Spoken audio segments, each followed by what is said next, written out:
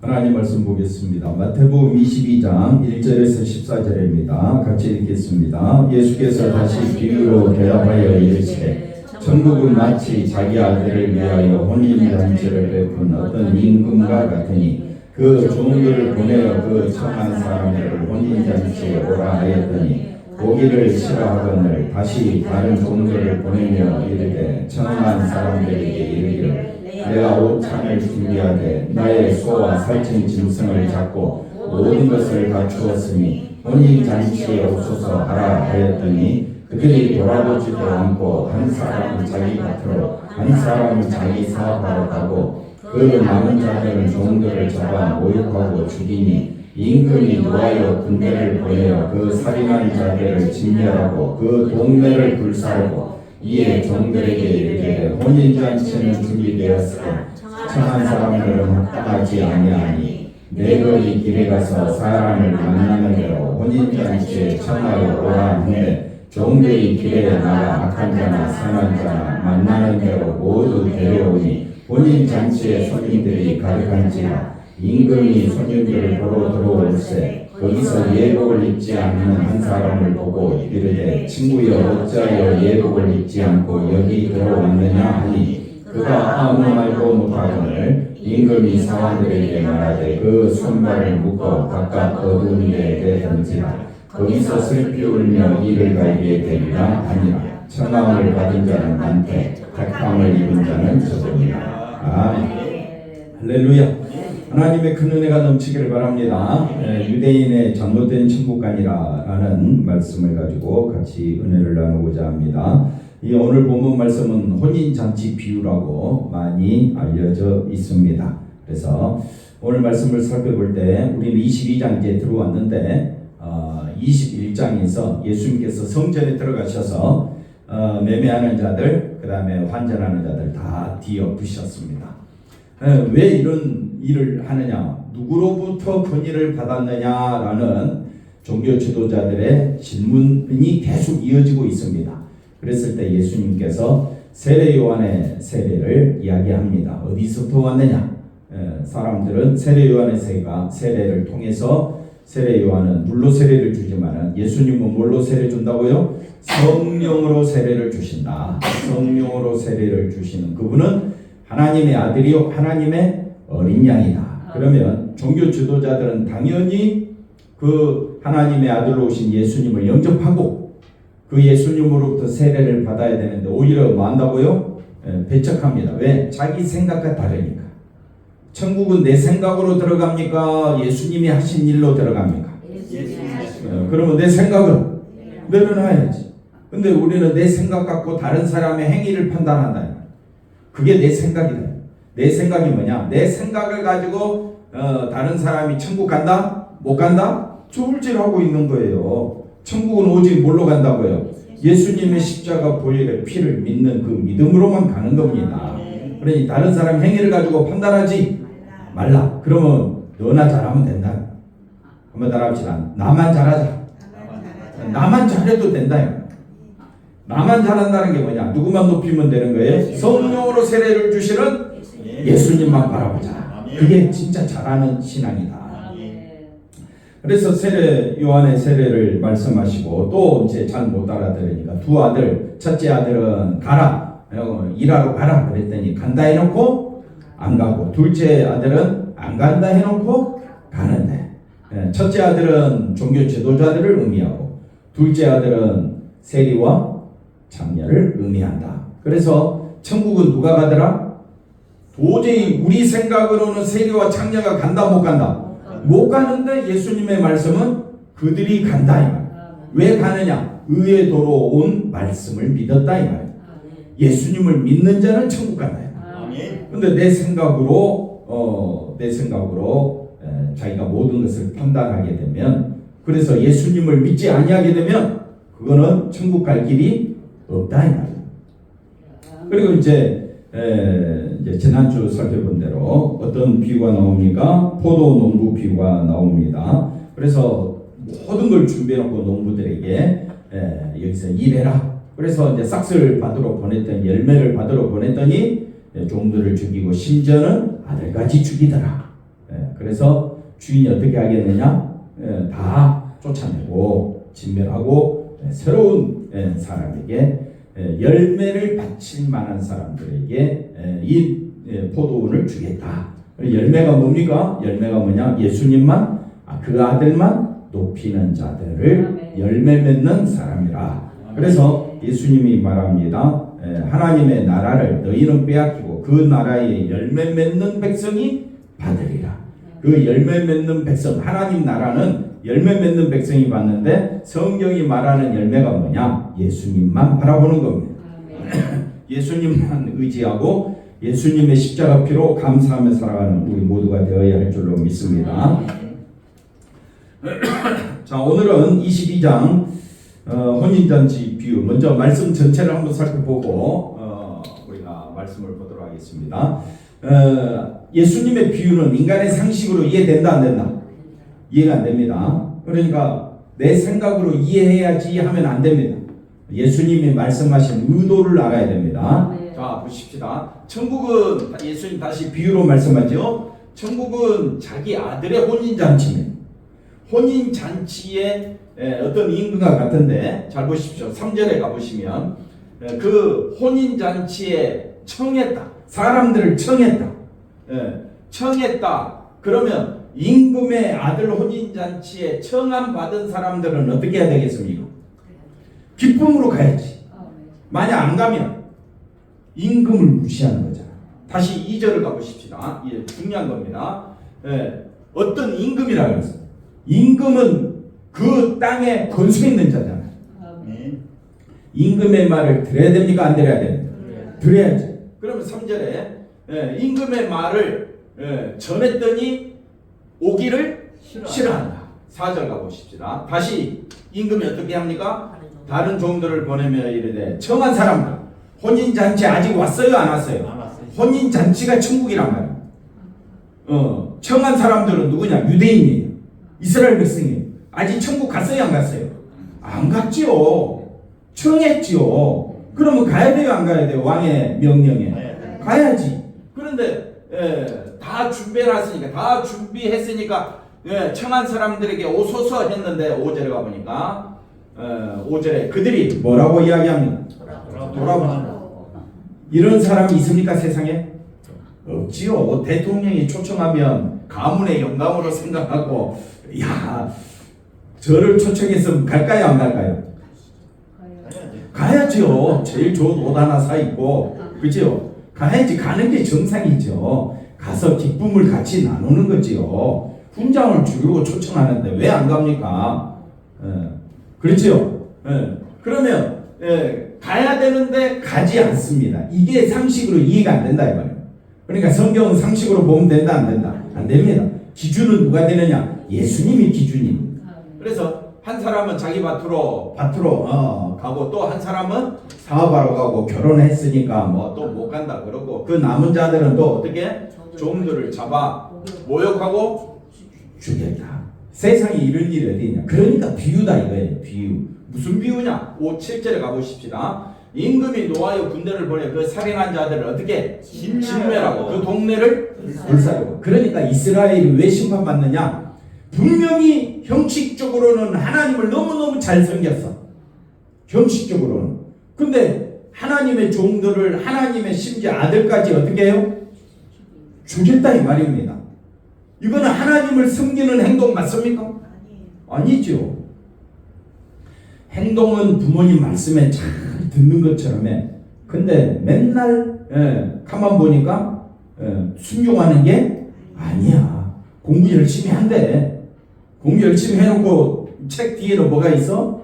만화책이 있고 예를 들면 그렇잖아요. 수학 시간에 꼭 영어 공부하고 꼭 그런 애들 있잖아요.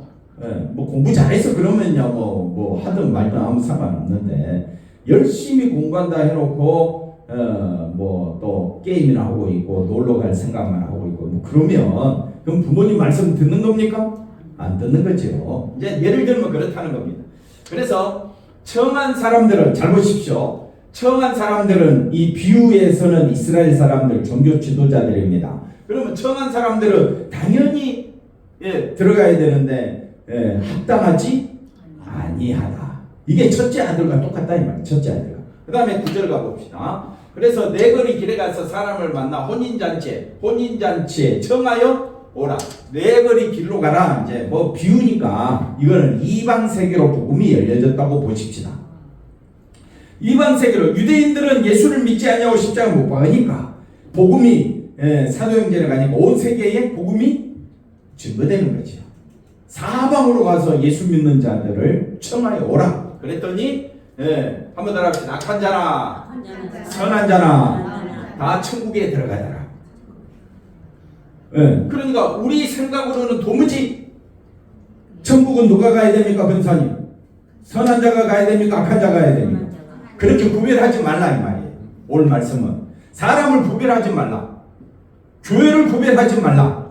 오직 천국은 누구의 이름으로만 간다? 예수님의 십자가 보혈의 피를 믿는 그 믿음으로만 간다. 아멘이십니까? 근데 꼭 우리 속성이 선한 사람이 천국 갑니까? 악한 사람이 천국 갑니까? 천국은 둘 다 간다는데 뭐 벌써 입이 또 벌써 나오려고 해요. 입 나오면 안 됩니다.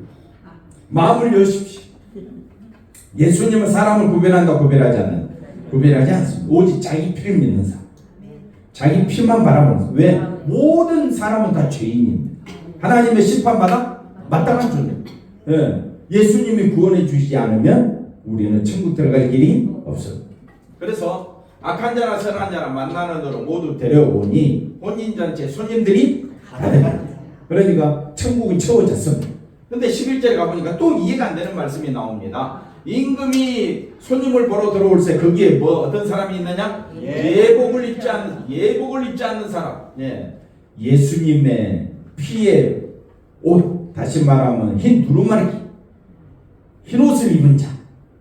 그러니까 예복이라는 건 뭐냐? 예수님의 피로 씻음 받은 사람들을 말하는데 예복을 입지 않았다는 말은 예수님의 피를 믿지 않는 사람. 예복은 뭐 우리가 이제 여러 가지로 많은 사람들이 뭐 기도의 예복, 말씀의 예복, 경건의 예복, 큐티의 예복, 뭐 찬송의 전도의 예복을 입어 우리 행위를 말하는데 행위가 아닙니다. 예수님의 피밖에 없습니다.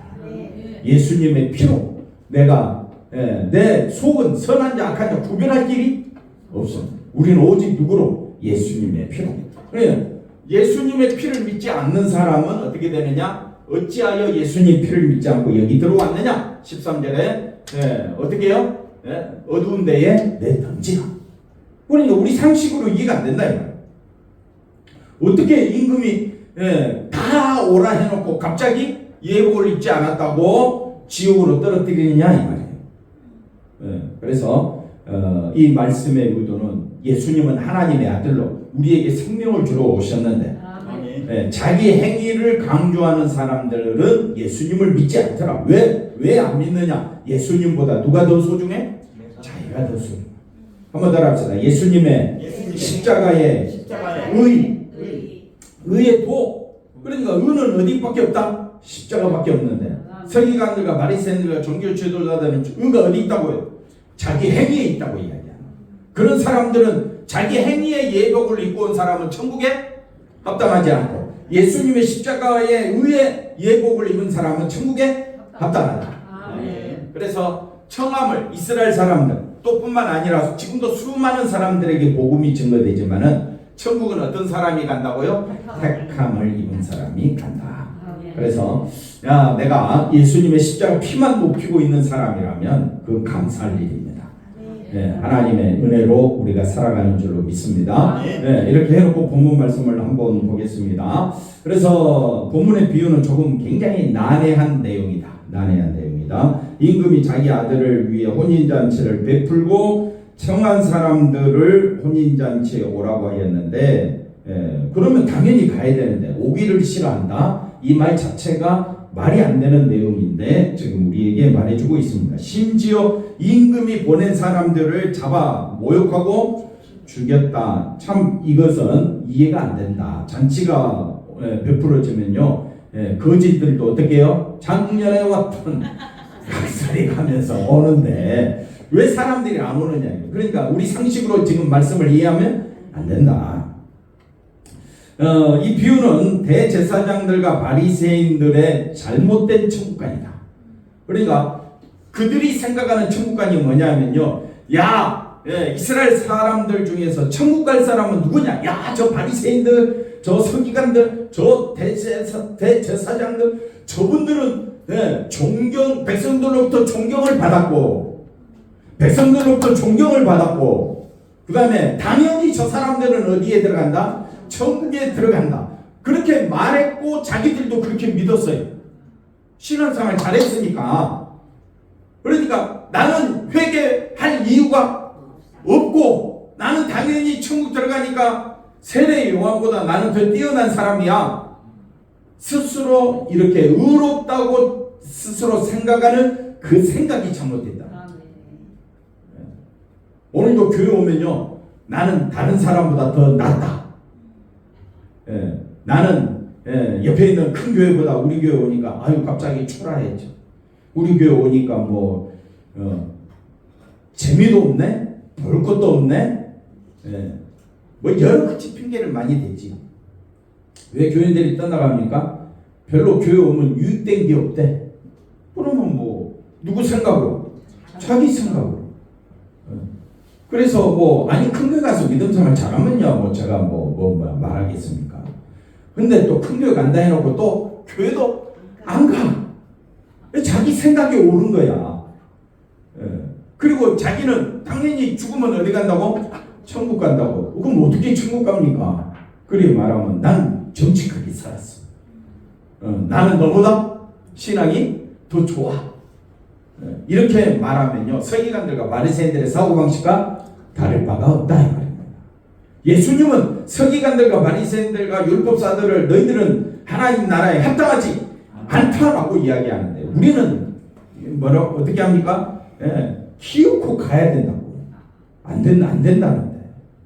그러니까 우리 생각을 내려놓고 예수님은 오직 예수님의 십자가 보혈의 피, 그 능력의 피를, 하나님의 은혜의 피를 바라보는 자들에게만 천국이 열려져 있음을 기억하시기를 바랍니다. 그래서 대제사장들과 바리새인들은 모범생이었지만은 성령으로 세례를 주시는 예수님의 의보다는 자기의 의가 더 가치 있고 더 훌륭하다라고 생각하는 그 잘못된 생각이 바로 다른 사람을 구별하게 됩니다. 나는 천국 가는데 세리와 창녀는 어디 간다고요? 지옥 간다. 이게 잘못된 천국관이다. 천국관은요, 내 행위로 들어가는 것이 아닙니다. 내 행위로 들어가는 것이 절대 아닙니다. 오직 예수님의 은혜로. 그러니까 청함을 받은 수많은 사람들은 어떻게 천국 가려고 하느냐? 자기 행위로. 근데 택함 받은 사람은 오직 누구만 바라본다? 예수님만 바라본다. 이걸 말해주고 있어서 이 비유는 참 어렵습니다. 그래서 청함 받은 사람은 이스라엘인데, 청함 받았다는 것은 하나님께서 보십시오, 자기 백성으로 삼으시고 청함 받았다라는 이 말 자체가 왜 이스라엘이라고 하느냐면, 이스라엘을 뭘로 삼으셨다? 첫째, 자기 백성으로 삼으시고, 그 다음에 하나님께서 뭘 주셨다? 아브라함을 통해 언약을 세우시고, 세 번째 그들에게 뭘 세워주셨다? 성전을 주셨다. 이 모든 것은 다 하나님의 은혜로 된 것이다. 자기 백성으로 택하신 것도 애굽 장자 때, 재앙 때 어떻게 해요? 어린 양의 피를 문지방과 문설주의 바름으로 거기서 이스라엘은 살아난 거잖아요. 전적으로 하나님의 은혜로 살아났잖아요. 그러면 청함 받은 그 자체가 은혜잖아요. 임금의 은혜잖아요. 하나님의 은혜잖아요. 그러면 은혜의 감사함으로 가야 되는데 왜 자기를 높이느냐. 그 다음 보시겠습니다. 그래서 이것을 청함 받은 상태였을 뿐 온전한 혼인잔치는 아니다. 온전한 혼인잔치는 천국에 들어가는 겁니다. 그런데 아들 혼인잔치에 들어갈 수 있는 부름을 받은 것뿐이지 실제로 들어간 것은 아니다. 그러면 천국은 어떻게 완성되느냐? 예수님으로 인해 완성된다. 그러면 천국 이스라엘 백성들을 온전히 누구만 바라봐야 돼? 예수님만 바라봐야 돼. 이스라엘에게 주어진 언약 율법 성전에서의 은혜는 아들이 옴으로 온전히 누리게 되는 것들이다. 그런데 청함을 받은 이스라엘 백성들은 임금 아들의 혼인잔치에 가기를 어떻게 했다고요? 싫어했다. 왜 싫어했습니까? 자기 의를 높이려, 자기 행위를 높이려, 내가 실천해서 내가 행해서 그래서 내가 천국 간다라고 자기를 높이는 거야. 천국은 이런 사고방식이 허락되지 않는다. 각자 핑계를 댑니다. 자기 볼일 바쁘고 나중에는 종을 죽이기까지 했습니다. 이것은 임금의 혼인잔치에 무관심했고 싫어했다. 그래서 임금은 진멸한 겁니다. 그들을 다 죽인 겁니다. 진멸하고 죽였다. 왜? 그 아들의 혼인잔치를 이 임금은 너무너무 귀한 것으로 여기고 있는데, 하나님은 예수님에게 모든 것을 다 주셨는데 우리가 예수님으로 인하여 만족하지 않는다면 우리의 신앙은 거짓이 되어버립니다. 그래서 예수님 한 분만으로 기뻐하고 만족하는 신앙입니까? 아멘이십니까? 여러분은 뭘로 만족하는 신앙생활을 하기를 원하십니까? 하나님, 내가 하는 일마다 범사가 잘 되고 형통하기를, 그러면 여러분 신앙생활 잘할 것 같아요? 그걸로 인해서 오히려 하나님을 더 무시할 수도 있습니다. 왜? 자꾸 누구를 높이니까? 자기를 높이니까. 그러나 세리와 창녀는 자기를 높일 만한 끈덕지가 없어요. 아무것도 없어요. 온 마음을 다하여 나는 지옥에 가야 되는 것이 마땅한데 천국으로 인도해 주신 예수님만 바라보겠습니다. 나에게는 의가 있다 없다? 없습니다. 세리와 창녀가 거기서 회개하고 변화되었다고 할지라도 딱지는 붙어 있어. 저 사람은 창녀였어. 저 사람은 세리였어. 그러니까 전 사람은 살인자였어. 그 딱지는 죽을 때까지 떠나지 않습니다. 그렇기 때문에 누구만 의지할 뿐이냐? 예수님만 의지할 뿐입니다. 내가 죄인이라는 딱지는 죽을 때까지 변하지 않습니다. 나는 하나님의 진노 받았고 하나님과 원수된 내 성품은, 내 속에 가득 찬 탐욕과 악덕은 죽을 때까지 없어지지가 않아요. 그러니까 나는 죄인 중에 개수인 거예요. 그럼 옆 사람 인사합시다. 당신은 죄인 중에 개수입니다. 우리 똑같습니다. 차별하지 맙시다. 맞죠? 그런데 조금 신앙생활 잘했다고, 야, 나는 천국 못 갈 것 같아, 당신은 천국 갈 것 같아, 그런 식으로 판단하지 말라 이 말이에요. 자, 그 다음 보십시다. 오직 자기 일이 중요했고 자기 일에 바빴을 뿐이다. 임금을, 하나님을 정말 사랑했느냐? 그게 아니었다라는 말씀이 되는 겁니다. 왕의 초청을 거절할 수 있는가? 그래서 거절하면 안 되는데 왜 거절하는 모습으로 드러나느냐? 그러니 본문 말씀은 상식으로 접근하면 안 된다. 상식으로 접근하지 말고, 야, 오늘 말씀처럼 사방으로 데려가서 교회 채우라, 그런 말도 아닌 겁니다. 지금 어떤 사람이 천국 가느냐? 오직 누구만 높이는 자? 예수님만 높이는 자. 이걸 말해주고 있습니다. 당시 청함을 받은 사람에 해당되는 대제사장이나 서기관 바리새인들이 하나님에 대해 어떤 생각을 갖고 있는가? 분명히 행위적으로는 누구보다도 하나님에 대해서 열심이었지. 맞습니까? 누구보다도 열심으로는 모든 사람들이 존경할 만한 신앙적 행위를 갖고 있었지만 실제로는 하나님을 제일 무시하고 있었다. 그들은 성경 하나도 적을 때 어떻게 합니까? 하나님이라는 글자가 나오면 가서 더러운 몸으로는 이 글씨를 쓸 수 없다고 해가지고 손도 씻고 몸도 깨끗하게 해가지고 그 다음에 또 하나님이라는 말을 쓰고, 그 정도로 행위로서는 너무너무 훌륭했다. 행위로서는 모범적이었다. 그런데 실제로는 하나님의 마음을 몰랐다. 하나님이 보내신 하나님의 아들을 믿고 영접하고 바라봐야 되는데, 부자 청년이 예수님에게 왔습니다. 뭐라고 이야기합니까? 어떻게 해야 영생을 얻을 수 있고 나를 따라오느라. 아니, 답을 너무 쉽게 해줬는데 모든 것을 버리고 이 말에 그냥 넘어지는 거예요. 네가 가진 모든 소유를 마고 다 버리고 가난한 자들에게 주고, 그럼 우리도 여기 걸린다. 그러니까 내 힘으로는 천국 못 가는구나. 미리 생각하시고, 오직 천국은 누구 힘으로 간다? 예수 이름으로만 간다. 임금의 초청을 거절하고 종까지 죽였다는 것은 임금을 철저히 뭐했다? 무시했다. 이게 오늘 본문 말씀에 굉장히 중요한 겁니다. 예. 그러니 우리도 말씀을 잘 듣는 것 같고 신앙생활 잘하는 것 같은데 실제로는 누구 중심으로 살아간다? 그거는 누구를 무시하는 것이다? 하나님을 무시하고 예수님을 무시하는 것입니다. 그러니 이 말씀은 누구에게 해당되는 말씀입니까? 나에게. 그러면 말씀을 무시하지 않으려면 어떻게 살아야 되느냐? 자기를 부인하고. 자기를 부인하고. 내가 누구인 줄 알고 죄인 중에 예수님을 알고 다른 사람 신앙에 대해서 차별하지 말고 오직 십자가 피로 들어가는구나. 그러니 이런 놀라운 사랑을 베풀어 주신 하나님의 은혜, 예수님이 십자가 죽으시기까지 우리를 사랑하신 그 은혜 생각하며 감사하며 예수님으로 인하여 기뻐하며 살아가자.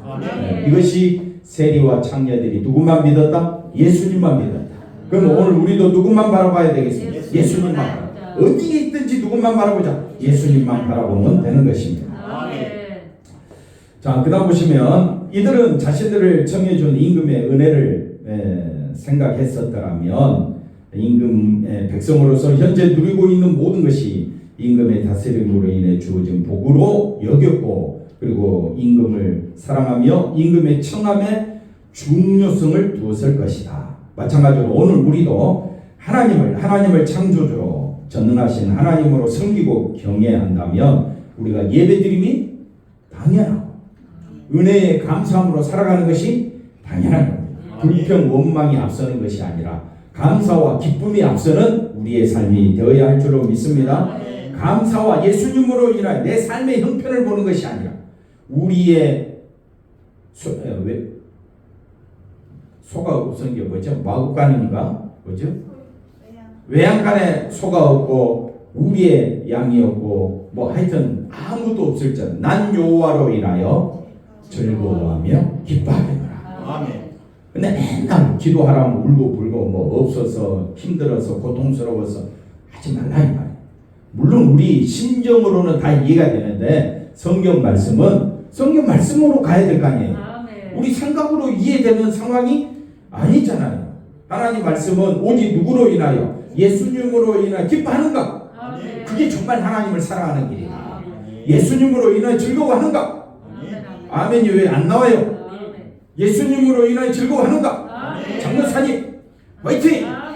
누구로 인하여? 예수님으로 인하여 기뻐해야지. 사람 때문에 넘어지지 말라.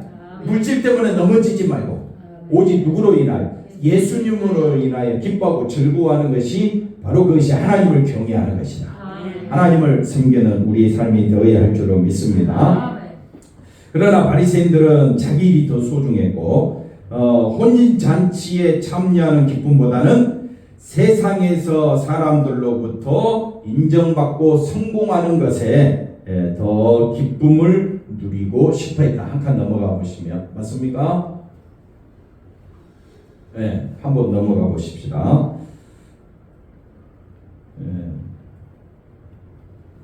찾았죠?